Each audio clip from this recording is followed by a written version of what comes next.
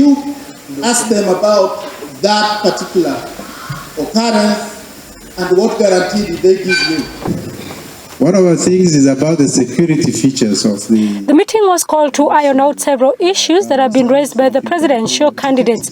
They include whether the voters' register has been audited, whether systems have been put in place to ensure all registered voters cast their ballots, and the most contentious, how the Electoral Commission will identify voters.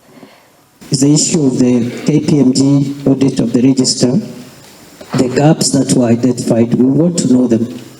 In the spirit of the transparency of the electoral process, both before, during, and after, we would like to know what those gaps were and whether they have been addressed satisfactorily, because that is very critical. Secondly, if we could even have a copy of that report, because I think they are auditing a public process. It should not be a secret. It should be available even to the media, so that we know what gaps exist, when they will be addressed. What is being questioned is not identification, electronic identification. It's the issue of complementarity. So our ending note should be, it's quite clear that the primary method is electronic. The issue now left open for the court is the complementarity. Previously, the Commission has remained adamant that only the electronic register will be used. Presidential candidates have contested this. And what we are actually trying to ask is that, yes, we do electronic identification through the biometrics, but there should also be that manual register, which is crossed, so that you can also counter-check in order to know how many people actually voted in that polling station.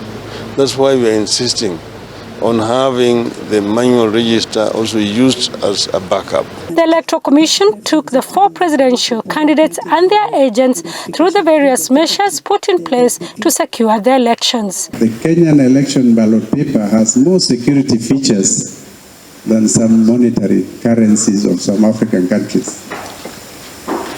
We have 8 security features on our ballot paper.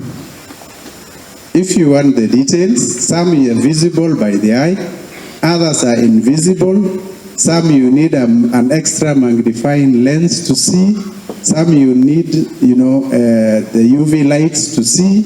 So there are all manner of security features which we can discuss with you, with your teams when you visit us. In 2017, the Supreme Court nullified the general elections and ordered a repeat of the polls due to several irregularities. Are you confident this time with the IEBC? No, this discussion is what is going to yield confidence.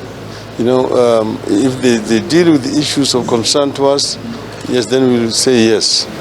But so far, I cannot say. With 40 days to go to the polls, all eyes are now on the Electoral Commission and the systems that have been put in place to hold free, fair and credible elections. Sarah Kimani, SABC News, Kenya.